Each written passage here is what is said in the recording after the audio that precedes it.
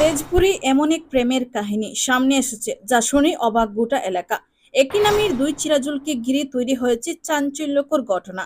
অভিযোগ, এক চিরাজুলের স্ত্রী দীর্ঘদিন ধরে অন্য চিরাজুলের সঙ্গে গোপন সম্পর্কে জড়িয়েছিলেন। এরপর একদিন হঠাৎ স্বামী সন্তানকে রেখে নগদ টাকা, স্বর্ণালঙ্কার এবং গুরুত্বপূর্ণ নথিপত্র নিয়ে বাড়ি ছেড়ে চলে যান তিনি। অভিযোগ, তিনি পালিয়ে যান সেই অন্য চিরাজুলের সঙ্গে।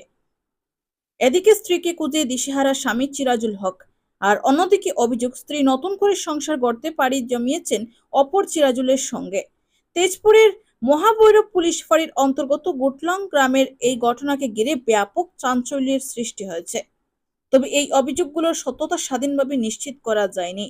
এ বিষয়ে পুলিশের আনুষ্ঠানিক বক্তব্যও এখনো প্রকাশ্যে আসেনি।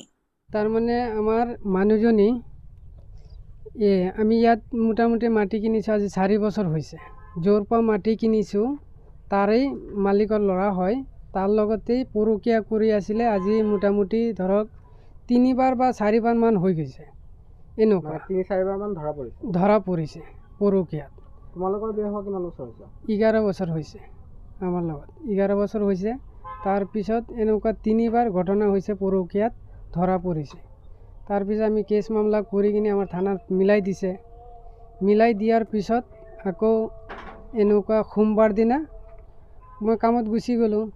যোৱাৰ পিছত আহি কিনে মই চালোঁ সন্ধ্যা সময়ত নাই মানুহজনী। ক'ত গৈছে চবতে মই বিচাৰিলোঁ, বিচাৰি খবৰ চবৰ ল'লোঁ যে নাই। তাৰপিছত খবৰ পালোঁ 2 দিন পিছত সেই ল'ৰাৰ লগত পলাই গ'ল।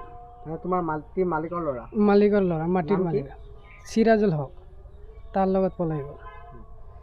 এতিয়া যিমান মই গোটৰ পৰা লোন লৈছিলোঁ, এক্সেছ গোটৰ, আৰুণ গোটৰ, মোটামুটি 6-7 লাখ টকামান হ'ব, সি লৈ কিনি গুচি গ'ল। এতিয়া মোৰ ছোৱালী আছে 8 বছৰৰ।